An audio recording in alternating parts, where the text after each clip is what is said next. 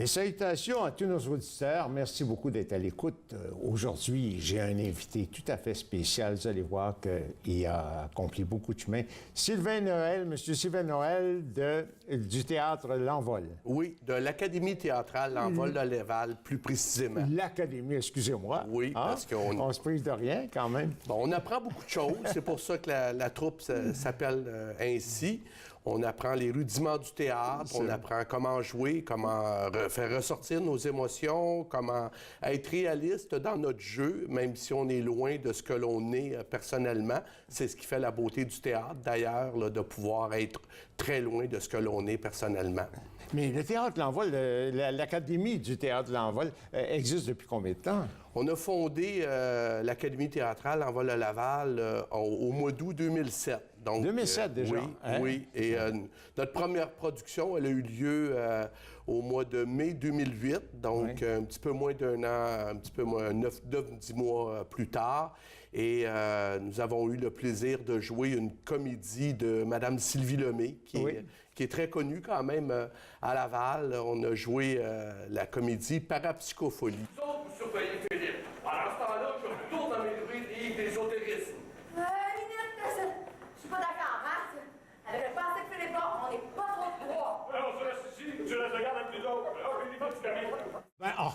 C'était bon. C'était bon avec le jeune Gauthier qui jouait là-dedans aussi. C'était formidable, celle-là. Non, par contre, non, mais, le jeune Gauthier, c'est probablement dans une autre troupe, production, OK. Parce que nous, le casting original était, entre autres, mon ami Jean Ouellette, ainsi que moi. Et Brigitte Limoges, une amie, puis une collègue de travail, Daniela Grigorescu. C'est avec ces gens-là que nous avons produit la toute première pièce de théâtre. Vous aviez une pièce extraordinaire pour débuter, quand même. Oui, oui, quand même. On a eu la chance d'avoir même Mme Lemay qui est venue assister à notre première au mois de mai 2008. Donc, puis elle s'est montrée ravie de ce qu'on avait fait de son œuvre. On a quand même des belles photos. On a pris des photos avec elle. Oui, c'est des beaux souvenirs. Monsieur Noël, quand on fait du théâtre comme ça n'arrive pas tout d'un coup, le goût de faire du théâtre. D'où vous est venu le goût de faire du théâtre? Bien, le goût de faire du théâtre, le goût de la scène, pour commencer, c'est que, bon, dans mon ancienne vie, qui n'est pas si lointaine, j'étais chauffeur d'autobus pour la ville de Montréal. Mais c'est loin du théâtre, quand même. Très loin, très loin.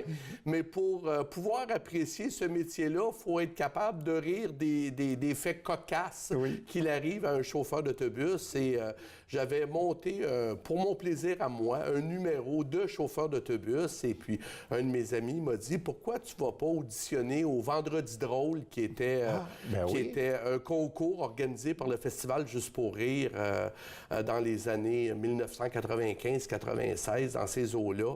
Et j'ai eu, faut le dire, beaucoup de plaisir et du succès à présenter ce numéro-là au Vendredi drôle, qui était au musée Juste pour rire sur le boulevard Saint-Laurent à l'époque. Et c'est là que j'ai eu la piqûre de la scène. Et mais mes horaires de travail en tant que chauffeur d'autobus, étant donné que je travaillais le soir la plupart du temps, m'ont empêché de pouvoir adhérer à une troupe de théâtre pour en faire vraiment un loisir puis m'épanouir au travers de ce loisir-là. C'est arrivé comme... Si je calcule de 95 à 2005, à peu près, ça a pris 10 ans. Voilà, ça a pris 10 ans avant que j'adhère à une troupe de théâtre et qui existe encore aujourd'hui à Laval. Et là, j'ai eu le plaisir d'avoir le rôle-titre dans une pièce de théâtre, une comédie dramatique qui s'appelait Un ami imprévu. Et par la suite, ma carrière à la STM a continué. J'ai eu une promotion et j'ai perdu mes soirées, mes fins de semaine encore une fois. C'est l'histoire de ma vie. Alors, j'ai dû me retirer temporairement du théâtre et quelques années plus tard à peine, le besoin de la scène m'a rappelé. Et puis, avec un ami, Jean Ouellette, et ma conjointe à l'époque, et puis tous les comédiens que je vous ai nommés tantôt, nous avons fondé l'Académie théâtrale L'Envol de Laval, qui correspondait plus à ce qu'on voulait produire comme pièce de théâtre. C'est ça. Et c'est toujours, surtout des pièces fortes en humour, quand même. Fortes en humour, mais aussi on s'est diversifié au fil des années. Pendant plusieurs années, on a eu 2 productions par année, donc pour ne pas que les gens, le public lavallois, se lasse d'avoir toujours des comédies à se taper sur les cuisses. Nous avons eu des comédies dramatiques et nous avons eu des drames. Entre autres, la pièce d'avril dernier, Folle Alliée, était un drame. Un drame? Oui, Ah, oui, bon. mais teinté d'humour toujours. On ne peut pas être dans le drame Non. constamment, mais on a vraiment ému le public lavallois qui sont venus nous voir en grand nombre à la Maison des Arts de Laval au mois d'avril dernier.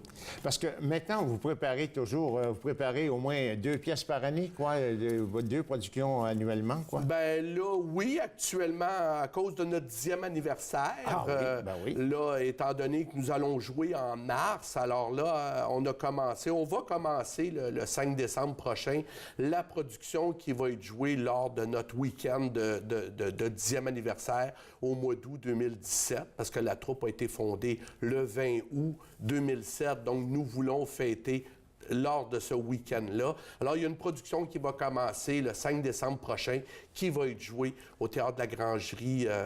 À la Grangerie. À la Bon, Grangerie, formidable. cette fois-là, parce que, étant donné qu'on joue en été, on voulait avoir l'ambiance théâtre d'été.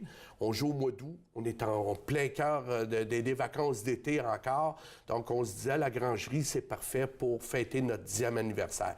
Par contre, toutes nos productions, depuis maintenant 4 ans, sont jouées à la Maison des Arts. Et puis, on était absent de la Maison des Arts uniquement les quelques années où la Maison des Arts était en rénovation. Ouais, le théâtre à Laval, disons qu'il y a une carence à ce niveau-là, par exemple. Avez-vous remarqué? Bien, écoutez, au niveau, il y a beaucoup de troupes. Il y en a pour tous les goûts. Je vous dirais qu'il y en a qui sont là plus pour apprivoiser les arts de la scène, qu'ils en sont à leurs premières armes. Et puis, c'est très bien que des troupes de même existent, parce que c'est ce qui m'a permis là, de connaître le plaisir que j'ai aujourd'hui de jouer. Par contre, des troupes de grande qualité, je dirais, qui ont acquis au fil des ans, peu comme nous, je ne veux pas être chauvin, mais on a acquis au fil des ans, avec l'appui de la ville, une certaine notoriété. On a des metteurs en scène professionnels qui nous dirigent, qui nous montrent vraiment ce que c'est que le jeu réaliste et tout ça. Donc, on peut se vanter, et j'en suis fier, de dire que si nous jouons à la Maison des Arts, c'est parce que nous offrons une très bonne qualité de spectacle. Oui, parce que la Maison des Arts, quand même, peut réussir à avoir 325 spectateurs, je crois. Absolument, absolument. Et nous avons réussi lors de notre 2e production, on en est très fiers. On a fait pratiquement salle comble pour la pièce Piège pour un homme seul que nous avons présentée, si ma mémoire m'est fidèle, au mois de septembre 2009. Donc, on a fait pratiquement salle comble. On avait, je pense, 290 ou 300 personnes, puis la salle en loge 335. C'est un très grand succès. Mais le titre par lui-même, Piège pour un homme seul, c'est un titre qui est vendeur. Oui, il est vendeur. Très vendeur. Maintenant, le nombre de productions, le nombre de présentations que vous faites pour chaque pièce, ça manque une? Bien, normalement, ça varie entre 2 et 3. 2 et 3. Oui, sur un week-end. Par contre, on est appelé maintenant, depuis cette année, on est appelé à aller jouer ailleurs. Et je vais vous expliquer pourquoi. Parce que maintenant, on a développé un concept pour les personnes ayant des limitations visuelles et auditives. Bon. On a développé un concept on a un narrateur qui explique aux personnes non-voyantes ce qui se passe sur scène, à l'image de ce qui se fait à la télé avec la vidéo-description. Les personnes non-voyantes entendent la voix du narrateur via un simple téléphone intelligent. Et là, ben, notre concept est tellement populaire, puisqu'on est la seule troupe qui offront des pièces de théâtre en théâtro-description. Ben, là, on est allé jouer à Victoriaville au mois de juillet cette année. Nous retournons à Victoriaville au mois de mars l'an prochain. Donc, ça nous permet de jouer plus de fois. On joue maintenant entre 4 et 5 fois, et ça, c'est mis à part les festivals. Mais c'est très populaire, puis vous rendez un service extraordinaire à la population. Absolument. Puis nos comédiens en sont très fiers de voir que leur loisir, parce que nos comédiens, c'est des comédiens amateurs, que leur loisir peut permettre à des personnes non-voyantes d'avoir accès à de la culture adaptée. On est les seuls qui faisons ça. Nous espérons ne pas être les seuls. Nous aspirons, étant donné que nous allons devenir très prochainement une entreprise d'économie sociale, nous aimerions et nous allons travailler très fort pour percer le marché professionnel, les théâtres d'été, les théâtres montréalais, les théâtres lavallois qui voudraient là, élargir leur public. Les personnes non-voyantes n'ont rien à s'offrir au niveau culturel. Alors, c'est un bassin de clients potentiels qui est extrêmement intéressant. Et au-delà de ça, bien, notre accompagnement narratif leur permet d'avoir accès à de la culture adaptée à leurs spécificités. Mais vous devez être, c'est très populaire, vous devez être très populaire parmi cette population-là. Absolument. On a un groupe de Trois-Rivières qui s'est déplacé, l'Association éducative et récréative des aveugles, qui sont venus de Trois-Rivières l'an passé, bien, cette année, à la Maison des Arts pour venir assister à notre pièce de théâtre. Ils sont venus en autobus, naturellement. Nous avons eu un groupe de 30 personnes, alors on en était très fiers. On a des demandes pour la Ville de Québec. On a le regroupement des personnes handicapées visuelles, région 0312, avec M. René Binet. Il nous demande d'aller jouer à Québec, mais on n'est pas rendu là. On s'entend qu'il y a comme un gros pas à faire. Là. Pour l'instant, on veut se concentrer à notre public lavallois et prochainement de Victoriaville aussi. Maintenant, je pense que vous aspirez à coopérer avec d'autres associations, d'autres groupes de chant. Par exemple, je pense que vous aspirez à coopérer avec d'autres groupes. Bien, c'est déjà commencé. Nous avons, c'est plus au niveau expérimental. Nous échangeons de la publicité, de la visibilité dans des programmes, dans leurs programmes, en échange de notre service. Il faut le tester avant de l'amener au niveau professionnel. Alors, nous avons collaboré avec la troupe Thalia de la Place des Aînés. Ben oui. Qui a renouvelé très récemment leur entente avec nous pour leur production de l'an prochain, qui va être jouée à l'École d'éducation internationale de Laval. Donc, et puis, on a une autre troupe que j'ai rencontrée la semaine passée, la troupe Les Maudits, qui eux aussi veulent qu'on adapte leur prochaine production, la pièce Le Millionnaire, qui va être jouée au Claque de Guibourg à Montréal, sur la rue Cadillac. Donc, et on a aussi le Festival des Molières qui nous a fait venir, en échange de publicité, nous avons eu une représentation en théâtro description au Festival des Molières au mois de juin dernier. Et nous espérons avoir d'autres collaborations avec eux, ainsi que le Festival amateur de Victoriaville qui nous a permis de... Mais vous devenez très populaire. Bien, écoutez, moi, ce qu'on demande à l'envol, c'est de devenir populaire pour pouvoir aider des personnes ayant des limitations visuelles et auditives. On a des gens maintenant avec des implants cochléaires qui reviennent au théâtre parce qu'à partir de leur téléphone intelligent, peuvent se brancher, puis même s'ils sont dans le fond de la salle complètement, bien, ils entendent comme s'ils étaient au bar. Ils ont le volume, le contrôle du volume complet de la voix des comédiens. Ils peuvent même ajuster leurs basses et leurs aigus. Monsieur Sylvain Noël, pour la présentation lors de votre 10e anniversaire, quel est le titre de la pièce que vous allez présenter? Écoutez, on est très heureux de revenir à la comédie pure après le drame que nous avons présenté au mois d'avril. La pièce s'intitule « Sous-sol à louer ». Donc, c'est l'histoire, en gros, d'un pauvre homme qui en arrache, qui n'a pas beaucoup de sous et qui décide de louer son sous-sol de sa maison à plusieurs locataires en même temps, mais pas dans la même période. Certains dans la semaine, certains la fin de semaine.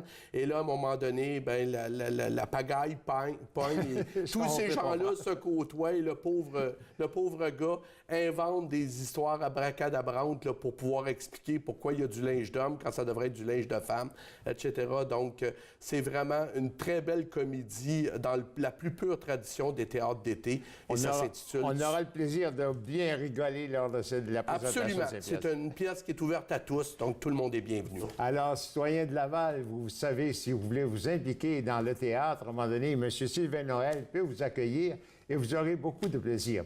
Pour ma part, M. Sylvain Noël, ça a été un grand plaisir de vous accueillir. On va souhaiter au théâtre, à l'Académie du théâtre L'Envol, beaucoup de succès. Et nous aurons le plaisir de vous recevoir bientôt, quand même, au début de l'année prochaine, pour faire la promotion pour le 10e anniversaire du théâtre, de l'Académie du théâtre L'Envol.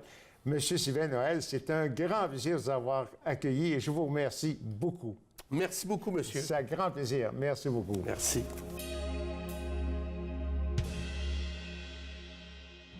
Être émailleur, voilà une technique qui exige beaucoup de patience, beaucoup de dextérité. Et M. Gagnon, Francis Gagnon, vous êtes un émailleur professionnel maintenant.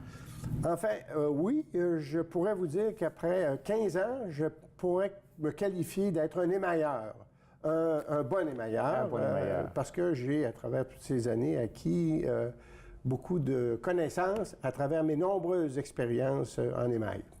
Quelles sont les principales qualités d'un émailleur? Vous les avez mentionnées au départ. Vous l'avez mentionné au départ. Je pense que c'est la patience. La patience, hein? La patience. En fait, c'est un travail de minutie, de précision et de perfection qui ne pardonne pas lorsque on est un peu distrait ou quand on est fatigué ou quand on oublie. Alors, c'est un travail qui demande beaucoup, beaucoup, beaucoup de patience et de précision. Pour nos auditeurs, expliquez-le donc que c'est une poudre que vous appliquez. Oui. Et pour chaque couleur, vous devez faire une cuisson. Oui. Alors, tout à fait. Alors, je vais vous dire que l'émail, au départ, c'est... C'est une pièce de cuivre. Non, l'émail, c'est une poudre. Oui. C'est une poudre de vitre. Oui. Hein? C'est une poudre de vitre. Et on va ajouter à ça des oxydes métalliques pour donner de la couleur. On va faire fondre ça ensemble, on va le laisser sécher et après, on va broyer la vitre très, très, très, très finement et ce qui va donner l'émail. Alors, l'émail, il y en a une variété de couleurs et aussi je vous dirais, de substance. C'est-à-dire qu'on va avoir de l'émail opaque, on va avoir de l'émail transparent et de l'émail opalescent.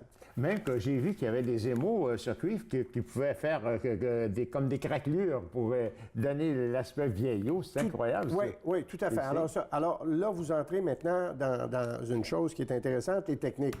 Alors, il y a une multitude de techniques pour donner des résultats différents selon le traitement qu'on va en faire. Le craquelage, comme vous dites, c'est une sorte d'émail qu'on va appliquer et qui, à la chaleur, éclate.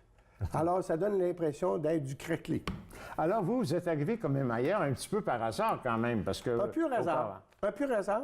Écoutez, je vous ramène 15 ans en arrière. Moi, je viens du Lac-Saint-Jean et mon épouse aussi. On est assis à l'extérieur du chalet qu'on a loué pour l'été. Je suis en train de prendre mon café tranquille. Hein, sans préoccupation. Ma femme vient me joindre et elle dit « J'ai un problème. » Elle dit « J'ai quelque chose. » Elle dit « que j'aimerais partager avec toi. » Elle dit « Écoute, elle dit, tu sais que maman, avec ses émaux sur cuivre, ma belle-maman est une émailleuse professionnelle depuis de nombreuses années. Elle a exposé des pièces en Europe, un peu partout. Elle a suivi des cours avec de grands émailleurs. Et elle me dit, elle est très inquiète parce qu'elle trouve ça dommage de ne pas donner à quelqu'un les connaissances qu'elle a acquises. Ben oui. Aucun de ses enfants n'est intéressé. Elle dit, j'ai pensé à toi. J'ai dit, ben monsieur, j'ai dit, c'est gentil, mais j'ai dit, écoute, je suis même pas capable de dessiner une pomme. Alors, elle dit, c'est pas grave. Elle dit, si tu veux, elle dit, on va lui en parler. Alors, j'ai parlé à Marthe, on s'est assis ensemble. Et puis, dès le départ, elle m'a encouragé. Elle m'a dit que même si je n'avais pas ça, je pourrais, avec le temps, suivre des cours et apprendre et développer mes connaissances dans le domaine de l'émail. Elle m'aiderait. Je vais te donner un four, je vais te donner des émaux, je vais te montrer comment faire. Va-t'en à Laval, va pratiquer, on va se parler au téléphone. Alors, j'allais au Lac-Saint-Jean à peu près tous les 3 semaines. Pendant des années, j'ai fait ça pour pouvoir parfaire mes connaissances. Et développer le goût, la passion que j'ai aujourd'hui, c'est grâce à elle. Parce que des émailleurs, il n'y en a pas tellement quand même. Le plus d'émailleurs, c'est dommage. C'est une profession, un métier qui est absolument extraordinaire et qui, avec le temps, tend à disparaître. C'est dommage parce que c'est un des plus vieux métiers du monde. On peut penser que la prostitution en est une, mais c'est pas le cas, c'est l'émail qui est le plus vieux. C'est pas le même plaisir. Non, non, c'est pas... C'est un plaisir totalement Vous différent. avez raison. Mais c'est un plaisir aussi coloré. D'accord. Maintenant, vous produisez beaucoup de choses et même vous avez des pièces d'exposées un peu partout, quand même, à des endroits. Oui, bien, j'ai exposé mes choses au Musée de la civilisation à Ottawa. À Ottawa? Oui, Ouais. au Musée de la civilisation à Québec, à Pointe-à-Calière. Alors, j'en ai, oui, j'ai fait quelques expositions par année, pas beaucoup. Je suis un grand passionné, mais aussi un grand paresseux. Alors, ça va pas bien ensemble. C'est que ça prend tellement de patience, ça prend du temps pour produire une pièce. Comme la pièce que vous présentez ici sur le chevalet, ça prend beaucoup de temps à produire ça. Oui, en fait, l'émail, comme on a dit tantôt, ça prend de la patience. Ah oui, ah oui. Alors, quand on a la patience, le temps n'a pas d'importance. Non. Souvent, la première question que les gens me posent, combien de temps ça prend pour faire une œuvre comme ça? Et j'ai beaucoup de difficultés à répondre parce que moi, je travaille par étapes. C'est ça. Alors, je peux être dans mon atelier pendant 3 heures et je n'ai pas vu le temps passer. Ma femme vient me voir et elle me dit viens-tu manger? Je ne m'en suis pas rendu compte qu'on était déjà rendu là. Ça. Alors, je laisse mon travail en plan et je vais le reprendre le lendemain, 2 jours plus tard, et je vais continuer. Combien de temps j'ai pris à chaque séquence? Je note pas ça. Comme ici, vous avez produit des pièces qui sont extraordinairement, sont très belles. Oui. Je vous donne le soin de la présenter. Alors ça, c'est une technique tout à fait particulière qu'on appelle le cloisonné. Alors, dans le cloisonné, vous allez voir ici, il y a un fil d'argent qui vient faire le contour des tulipes et dans lequel on va appliquer des émaux. Alors, cette technique-là est particulière et intéressante et aussi très spéciale. C'est-à-dire que lorsque on fait le dessin de la tulipe sur la pièce de cuivre, après, on vient modeler avec le fil de cuivre tout le tour pour faire le contour. Ah oui? Ensuite, on va le faire cuire. Et là, c'est important. Parce que si j'ai pas assez mis de fondant, mon fil de cuivre va brûler, va oxyder. Si j'en ai mis assez, mais que je le fais cuire trop longtemps, il va rentrer à l'intérieur, je vais le perdre. Vous allez perdre. Alors, et ça, il n'y a pas de livre de recettes pour ça. C'est L'expérience. L'expérience. Alors ça, c'est un bel exemple de patience et d'expérience. Mais des belles pièces, quand même. Oui, c'est des choses que j'aime beaucoup faire. Et puis, vous allez nous présenter l'autre pièce ici à côté. Oups, excusez. Oui. Alors ici, encore, on est dans les tulipes, mais vous voyez, je vais la garder pour vous montrer la différence. Alors ici, vous voyez, on a la tulipe qui est avec le fil d'argent. Et ici, on a des tulipes, mais faites avec de la transparence. Ah bon? Avec 2 émaux. Les émaux, les 2 sont faits en émail, mais un qui est fait avec la transparence et l'autre qui est fait avec de l'opaque. OK. Ah, toute une différence. Ben Alors, oui, c'est vrai. toute une différence, comme Oui, vous pouvez voir. oui. C'est une technique, c'est Oui. bon. Maintenant, vous fabriquez beaucoup de petits bijoux aussi. Oui, en fait je pense que c'est une de mes passions, une grande passion. J'aime suivre la mode dans le domaine de l'émail. Montrez-nous ça. Montrez-nous les bijoux. Alors, présentement, ce que je fais, c'est je m'adonne à faire beaucoup j'oublie le nom, il y a un nom spécial pour ça. Ce sont des bijoux qui se portent très longs sur soi et qui sont tout ça, c'est fait en émail. Alors, j'ai évidemment des pièces de cuivre que je dois tailler moi-même et que je dois marteler pour leur donner une texture, du volume, du relief. Alors, ce sont des choses qui sont agréables au niveau de l'œil. Les couleurs, oui. Les couleurs sont vives, sont uniques, sont transparentes et moi, j'adore. Vous avez appliqué aussi sur cette pièce-là des petites pierres. Oui, alors, vous voyez, ça, ce sont des émaux de verre, mais qui n'ont pas été fondus. Ah bon? Alors, vous avez une idée là, de ce que ça peut avoir l'air lorsque c'est pas complètement broyé pour en faire de la poudre. Ça peut être des grumeaux comme ça, de verre. OK, d'accord. Les gens, par exemple, est-ce que les gens apprécient tout le travail que ça prend pour produire une pièce En fait, semblable? les gens, lorsqu'ils regardent tout ça, c'est qu'ils apprécient, c'est ce qu'ils voient. Ils ne peuvent pas comprendre et savoir tout ce que ça représente comme travail. Et moi, si je donnais un cours pour leur montrer ou leur dire, je pourrais parler avec eux autres pendant 3 heures. Ben oui. Alors, je n'ai pas toujours ce temps-là. Alors, j'ai été suivre des cours en joaillerie pour trouver un mariage entre l'argent et l'émail. Je trouve que ce sont deux matériaux nobles qui se ressemblent et qui peuvent être des compléments.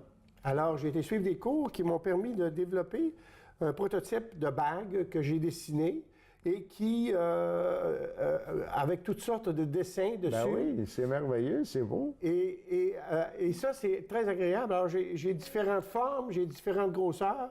Et toutes ces bagues-là, ce qu'ils ont d'intéressant, c'est que l'émail recouvre une partie et le reste est fait en argent. Alors, c'est un heureux mariage.